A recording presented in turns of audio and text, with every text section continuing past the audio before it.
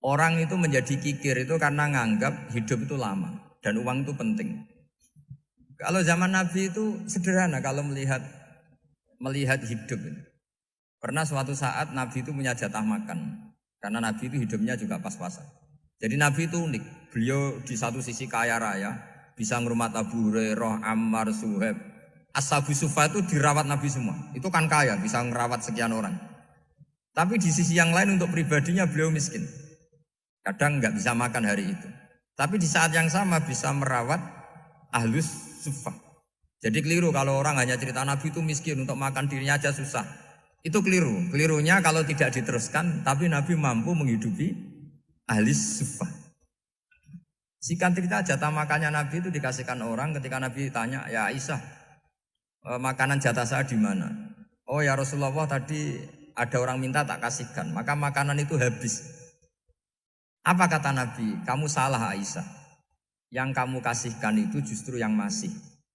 Ya, yang kamu kasihkan itu justru yang masih. Sehingga Nabi menganggap, makanya Nabi terus ngendikan. Ya kalau mukhatabnya lelaki ya kira-kira begini.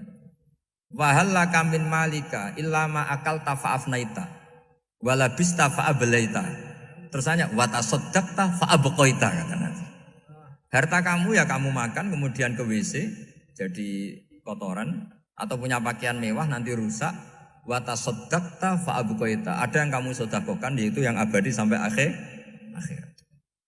Sehingga banyak pengusaha yang mencintai saya setelah tak ajari hadis itu, misalnya punya uang 1 miliar karena dia spekulan atau pedagang rawan bangkrut, disedekahkan ke masjid 50 juta, yaitu yang abadi. Jadi kalau suatu saat bangkrut, dia masih punya uang 50 juta di akhirat. Jadi Nabi itu mengajari sedekah itu apa? Ya sedekah itu pengabadian uang. Kalau kita kan enggak, bilang sedekah itu nguras uang. Itu pikirannya setan dan pikirannya orang Islam.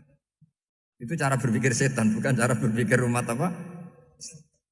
Kami segenap santri Tahfidz Putri Al-Rafi'ah mengucapkan terima kasih banyak kepada jamaah Az-Zikri. Semoga sedekah panjenengan diterima Allah Subhanahu wa taala berlipat ganda.